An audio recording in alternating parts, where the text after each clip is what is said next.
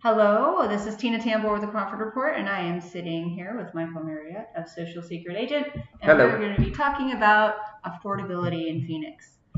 So, this has been a topic for quite some time, especially over the last few months as interest rates have been increasing, prices have been going up. There are headlines from CoreLogic placing Phoenix in one of the top cities of being overvalued. In the top 37% of 100 metros in the United States, Phoenix was ranked as overvalued. So we're going to talk about whether or not, with all of these headlines and things, do we have anything to worry about on affordability in Greater Phoenix? So first of all, let's talk about our median sales price. It is high. $257,000 has some people alarmed. When we talk about medians, it means that 50% of our sales are below $257,000 and 50% are above $257,000. It doesn't really tell us anything about what types of homes are selling compared to the peak of 2006, which was $262,000. It doesn't tell you what condition they're in. It doesn't tell you even how affordable they are, because there are a lot of things that affect affordability, such as income, such as interest rates, and such as size of home that people want. You can get probably more home for $257,000 today than you were getting for $262,000 back in 2006. But from a drama standpoint, this does look pretty high. We are within 98% of our peak median sale price so far, which is a great headline for many real estate reporters. However, when we start looking at what our sales price per square foot is, that's a different story. We still have 17% to go. We'd have to go up another 17% from here to reach the peak dollar per square foot of $190 that was reached in 2006.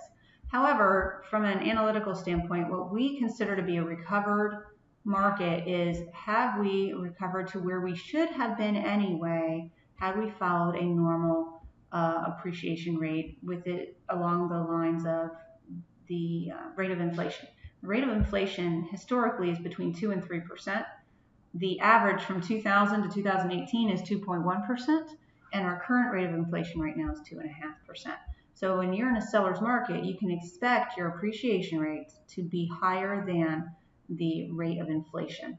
So our last balanced market was between 2000 and 2003, and we were solidly in this 2 to 3% range.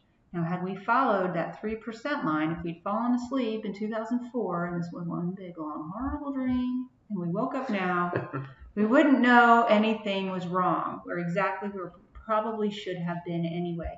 But in order to get here, we had to have a good 7 years of very high appreciation rates. This particular one is a lot of investor work, a lot of fix and flip activity was happening here. Yes, you got a bargain on the home. You may or may not have had electricity in that home at the time, or a kitchen, or walls, things like that. The homes were in poor condition.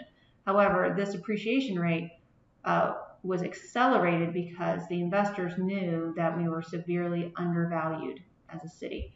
Once we hit that 2%, let's see what happened to our prices. They kind of popped around here, hung out in 2013 and 14 as the Canadians, backed out, and we went flat. But since 2014, our normal buyers have now re-entered the market, and we're still seeing these higher than average appreciation rates. However, we all agree that this is not sustainable. We will most likely overshoot this 3% line, and when that does happen, most likely we will start to see our prices flatten out, not drop, just probably go flat for a while to get back to the historical 3% line. However, that's not going to happen this year in 2018, frankly, not in a seller's market. In a seller's market, you can expect more than 2.5% appreciation, and I would expect that we're probably going to stay within that 5.5% to 6% for next year. That's my prediction. But anyhow, right now, this is still not overly alarming for the market. Now, when we start talking about affordability, though, remember at the peak of price in 2006, our interest rate was 6.8%. That's a lot. And at 4.4%, we are a full 2 points below this level. So even though our median price is within 98%, the interest rate alone is keeping homes affordable right now, even though we popped out and it feels much higher than the 3% we enjoyed in 2013. It is still actually quite similar to where we were in 2011 at the bottom of the market when we had our prices were the cheapest right here. So most industry professionals and long-term homeowners understand that 4.4% is a really, really, really good interest rate.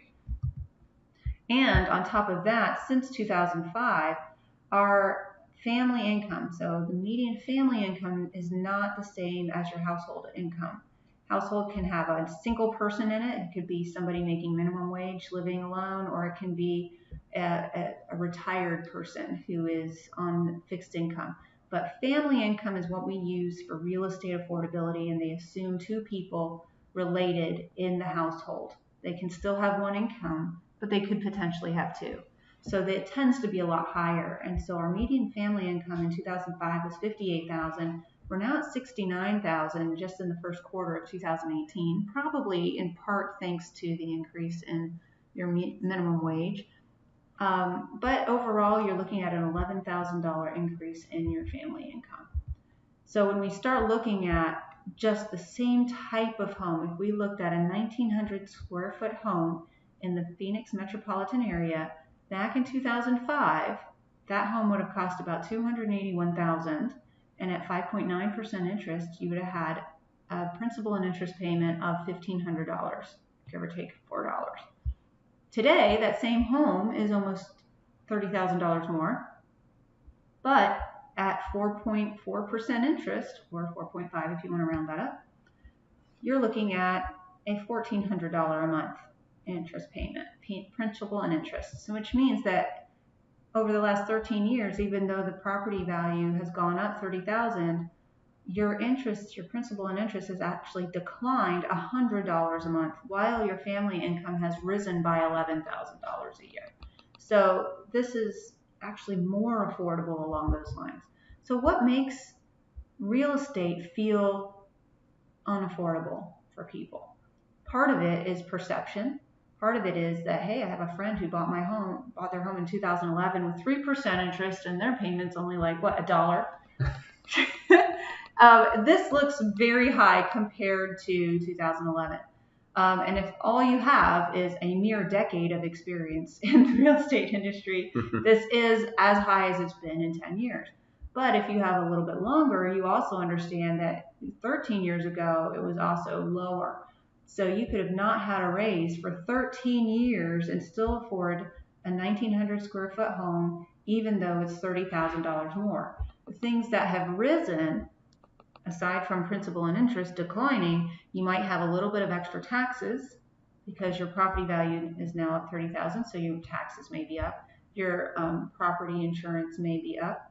You may have student loans, which we didn't have a lot of back in 2005. You may have some debt that you incurred over the course of the recession that you're still trying to pay off and get through.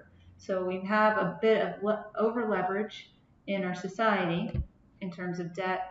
But as far as the flat out affordability of a mortgage today, it's actually quite affordable. So that brings us to our final measure, which is the Home Opportunity Index that comes out of the National Association of Home Builders in conjunction with Wells Fargo.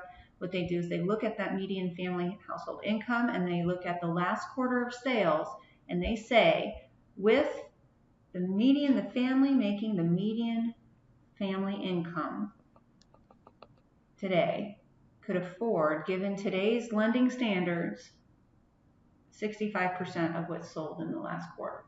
Now, when we look at this historically, this 65 to 75% is our normal range. We consider that very affordable.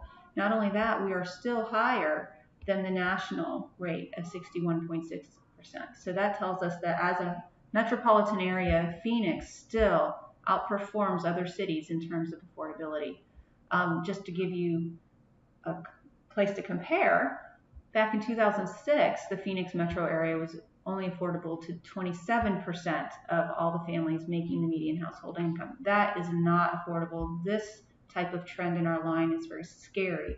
But this little slight downturn, it is declining, but this here is not nearly as alarming. This is more of a result of a long-term seller's market with not enough supply, rising prices gradually, along with a gradual increase in your income. But we would like to see incomes come up a little bit more, obviously, but still well within the affordability ranges.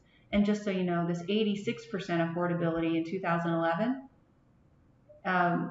that is unprecedented. However, remind you that the home's condition in the 2011 market was very spotty. If you got a home that was actually in livable condition, you were lucky. You were in good shape. You're like, woohoo. But for the most part, if you were a home buyer, first-time home buyer in 2011, you were going to have a lot of tolerance for repairs and upgrading and all of that. You know, a lot of different types of loans, and you had to fight with cash investors quite a bit. So right now we're back to what I would consider a normal, healthy market in the Phoenix area. So some final thoughts on on affordability. Even though our median prices are within 98% of the peak, the fact is that interest rates are still much lower today, so homes are still affordable.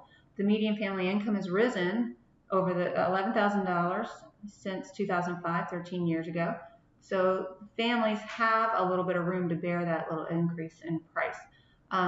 Despite appreciation rates going higher than the rate of inflation over the past 7 years, if you're making the median income, you can still afford 65% of what's selling in the greater Phoenix area. And overall, as far as home price appreciation goes, we have finally gotten to where we're supposed to be historically. So a lot of these headlines are naturally hitting our market now.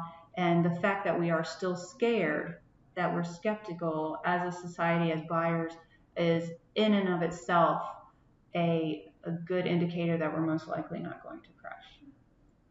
But do expect probably sometime in 2019, mid to late 2019, we might start to see prices flatten out. But if you are a buyer waiting for that, I don't recommend that you wait if you're specifically on the lower end of the price scale, because those prices are not expected to do anything but go up until then. So thank you guys for listening. This is Tina Tambor with the Cromford Report. Thank you, Michael Muriette, for hanging out with me and letting Happy me to be here. Yeah. And you guys have a good June.